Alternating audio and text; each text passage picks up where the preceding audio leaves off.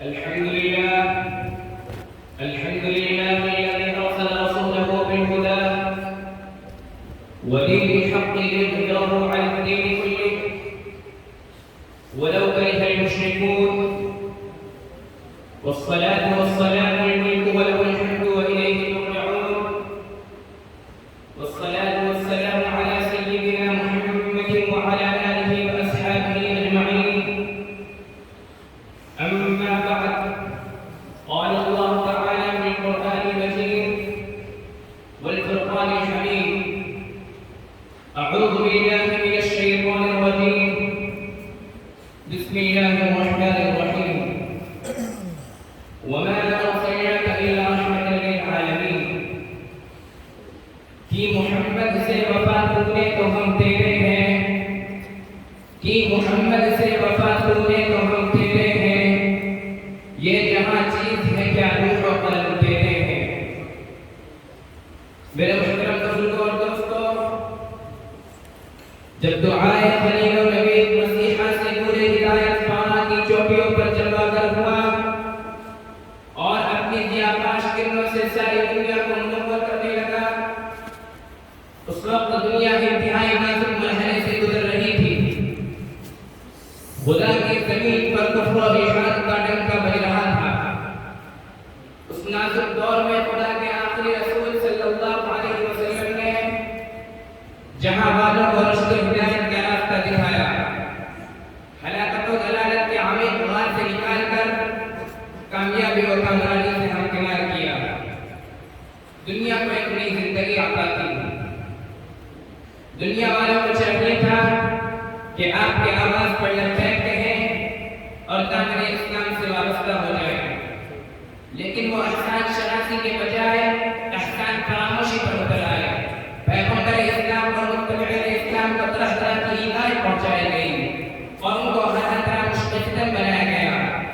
آپ صلی اللہ علیہ وسلم کے راستے میں کانٹے بچھائے جاتے، آپ کی باتوں کا مذاق اڑایا جاتا، نماز کے عالم میں گردن مبارک میں چادر کا پھندا لگایا جاتا، ان کی انگلی رکھی جاتی اور اسلام لانے والوں کو بری طرح زدوکوب کیا جاتا، انہیں مکہ کی گلیوں میں گھسیٹا جاتا اور انہیں اسلام سے برگشتہ کرنے کے لیے ظلم و ستم کے تمام حربے استعمال کیے جاتے۔ مکہ والوں کا ظلم و ستم یہاں تک بڑھا کہ آپ کو اپنے اصحاب رضی اللہ عنہم سمیت مکہ چھوڑ کر مدینہ ہجرت کر جانے پر مجبور ہونا پڑا۔ اگر حضرت صلی اللہ علیہ وسلم چاہتے تو دشمنوں کے حق میں بددعا فرما دیتے، تو دنیا کے جو نکالا عاد و ثمود اور دیگر نافرمان قوموں کا اہل خداوندی کے وقت کیا تھا، وہی منظر پھر ایک بار نگاہوں کے سامنے آ جاتا۔ لیکن قربان جائے آپ کے ذات گرامی پر کہ جنہوں نے کبھی بددعا نہ فرمائی۔ طائف کا بازار ہے، چاروں طرف سے اوباش کر کے رسول خدا پر پتھر برسا رہے ہیں، جس نغموں سے چور چور ہو چکا ہے، پورا بدن لہولہان ہے۔ وجہ صرف اتنی تھی کہ آپ نے دنیا کے ممکن طرح انسانوں کو خدا کے سچے اور سیدھے راستے کی طرف بلایا تھا۔ سینکڑوں معبودان باطل کی پرستش چھوڑ کر معبود واحد کی بارگاہ میں سر تسلیم خم کر دینے کی دعوت دی تھی۔ آپ کسی کے دشمن نہ تھے، آپ نے کسی پر زور زبردستی نہیں کی تھی، کسی کے مال والوں پر قبضہ نہیں کر لیا تھا۔ ہاں، صرف دل میں ایک لگن تھی، ایک تڑپ تھی کہ ساری دنیا خدائے واحد کے سامنے جھک جائے، دنیا سے تاریکیوں کے بادل چھٹ جائے، ہر زبان خدا کے ذکر سے سرشار ہو۔ لیکن وہ بدبخت جو ہلاکت و تباہی کے گہرے غار میں پڑے ہوئے تھے، وہ اس آواز کو سن نہ سکے، اس دعوت کو برداشت نہ کر سکے۔ معبود واحد کی پرستش ان کی نظر میں انوکھی چیز تھی، ان کے دل بے نور تھے، ان کی آنکھیں بینائی کے باوجود بصیرت سے محروم تھی، وہ باطل کے اندھیروں میں رہنا پسند کرتے تھے، ہدایت کے نور سے بھلا گئے اور آپ صلی اللہ علیہ وسلم کے دشمن بن گئے، اینٹوں اور پتھروں کی بارش سے لہولہان کر دیا۔ اسی دوران پہاڑوں کا فرشتہ حاضر ہوتا ہے اور عرض کرتا ہے کہ اے اللہ کے رسول، اگر آپ اجازت مرحمت فرمائیں تو میں ان دونوں پہاڑوں کو آپس میں ملا دوں، تو یہ نافرمان قوم درمیان میں کس کر رہ جائے۔ لیکن وہ پیغمبر جس کو خود اللہ تعالیٰ نے رحمت للعالمین کے خطاب سے نوازا ہے، وہ اتنی تکالیفیں برداشت کرنے کے باوجود اہل طائف کی بربادی کا وعدہ نہ کر سکا اور زبان مبارک پر یہ کلمات جاری ہو گئے، اللہم اہدی قومی فانہم لا یعلمون، اے اللہ میری قوم کو ہدایت دیجیے، یہ مجھے جانتی نہیں ہے۔ ایک درخت साहिब मेरे सरकार मदीना सल्लल्लाहु अलैहि वसल्लम आराम फरमा रहे हैं। आंख से तरह हटकर सहाबा रज़ियल्लाहु अन्हुम का क़याम है।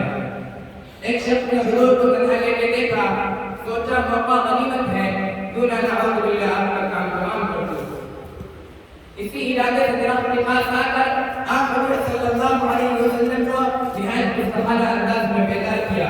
नंगी तलवार हाथ में थी और कहा, ऐ मोहम्मद बताओ अब तुमको मेरे हाथ से कौन बचाएगा। रसूलुल्लाह सल्लल्लाहु अलैहि वसल्लम ने निहायत इत्मीनान सुकून से जवाब दिया, अल्लाह। खुदा जाने उस लफ्ज़ में क्या तासीर थी कि काफिर के बदन पर लड़ जाता ही था। वो थर-थर कांपने लगा, तलवार उसके हाथ से छूट चुकी थी। रसूलुल्लाह सल्लल्लाहु अलैहि वसल्लम उठे, तलवार हाथ में ली और कहा, ऐ शख्स बता अब तुझे मेरे हाथ से कौन बचाएगा।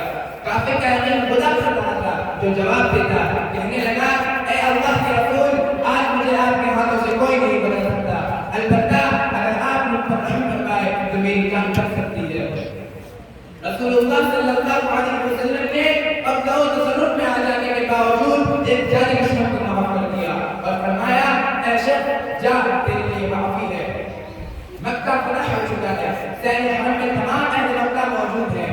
इनमें वो भी हैं जो आपको और आपके मानने वालों को बराबर पता चले मक्का छोड़ने पर मजबूर किया। इन्हीं में वो भी थे जो आपकी नमाज और इबादत, आपके अक़वाल और अफ़आल का मज़ाक उड़ाते थे।